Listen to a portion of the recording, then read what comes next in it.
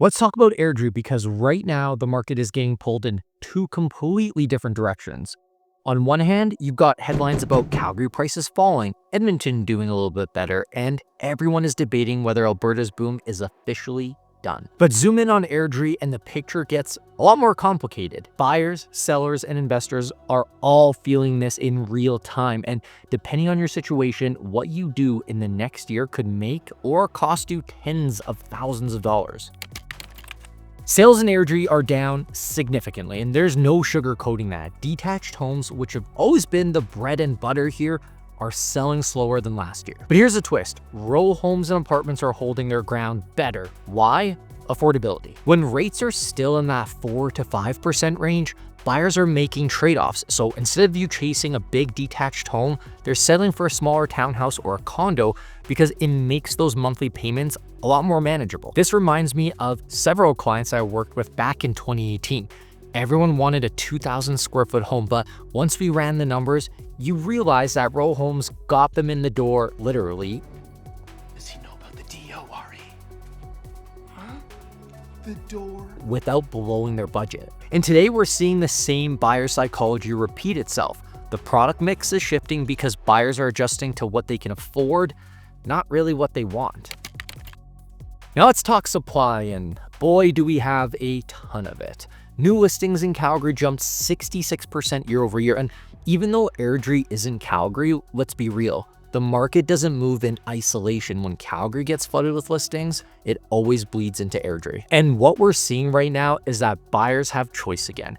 Remember back in 2022 and 2023, homes in Airdrie were gone in days and sometimes in hours. Multiple offers, buyers waiving all of their condition left, right, and center. But today, homes are sitting longer and negotiations are happening. Price reductions are definitely happening. I'll give you an example. Last week, I showed a home that would have had maybe 10 offers 2 years ago. It's been sitting for 3 weeks. That tells you how much the balance of power has shifted. But why is there so much inventory in Airdrie? Well, a ton of new builds all hitting the market at the same time, and we have a ton of expansion. And keep one thing in mind, there's maybe a 3x of what you see in new communities on MLS to what's truly available off market. Here's a stat that everybody wants to know. Prices. In Calgary, the benchmark price is down 4% year over year with a 1.2% drop just in July. That's the steepest annual decline that we've seen since 2015. Now, Airdrie doesn't just follow Calgary, it pretty much exaggerates Calgary's moves. In the last downturn, Airdrie fell harder and took way longer to recover. Why? Because we've got more new builds, we're more suburban, and investors treat Airdrie like the spillover play. Right now, detached prices in Airdrie are softening. Condos and townhouses are holding value a little bit better. That's classic affordability at work again. Entry-level products stay sticky, higher-end detached takes the hit first. And let me be clear, short-term, it's probably going to get worse before it gets better. There's way too much supply and there's way too much being built right now. And cycles like this don't bottom out overnight. And the same can be said about Chestermere. If you drive through new subdivisions in Airdrie right now, you're going to see cranes, foundations, and brand new show homes with balloons out in front. Builders are still going strong. But here's the problem. When you add all the shiny new supply and at the same time resale sellers are trying to move, it's a knife fight. You call that a knife? This is a knife.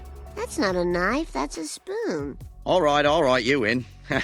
I see you've played knifey spoony before. Why would a buyer pay top dollar for a 10-year-old resale home when a builder is offering a brand new place with an appliance package or free landscaping? Edge Analytics called Calgary cyclically overbuilt, and Airdrie is the poster child for that.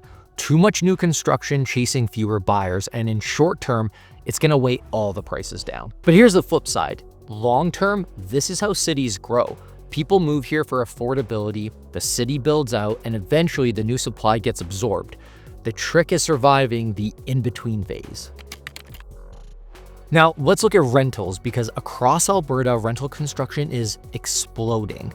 The Calgary rental supply is up nearly 40% year over year, and Airdrie is even higher. Airdrie doesn't have the same level of purpose-built rentals, but it doesn't need to, because when thousands of new units hit in Calgary, some of that demand is siphoned away from Airdrie investors. Here's what it means. Cash flow won't be as easy as it was 2 years ago, and vacancy rate will continue to creep up. So tenants are going to have a lot more choices. But don't get me wrong, rents in Airdrie are still way higher than pre-COVID, and Alberta's population growth is still very strong. Investors who buy right can still make the numbers work. They just can't expect that set and forget it returns that we saw at the peak of the frenzy.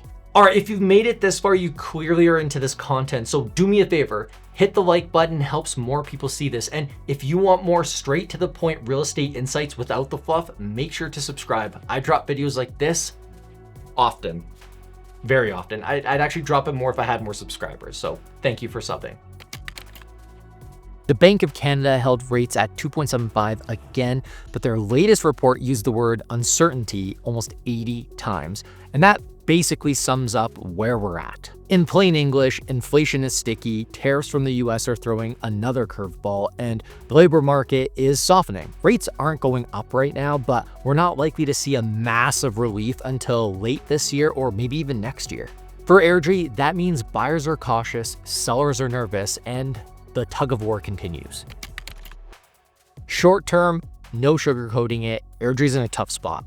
More listings, fewer sales, softer prices, and if you're selling, you can't price off last year's numbers or even Q1 numbers. You need to be sharp and competitive and realistic. But long term, Alberta still has the best setup in the country. Population growth, affordability compared to BC and Ontario, and the economy keeps pulling people in. Even Edge Analytics said flat out, any significant weakness in prices should be seen as a buying opportunity. If you're an investor, this is where you need to sharpen your pencil. If you're a buyer, this could be your window to get into a community that fell out of reach 2 years ago. And if you're a seller, be strategic and please be realistic.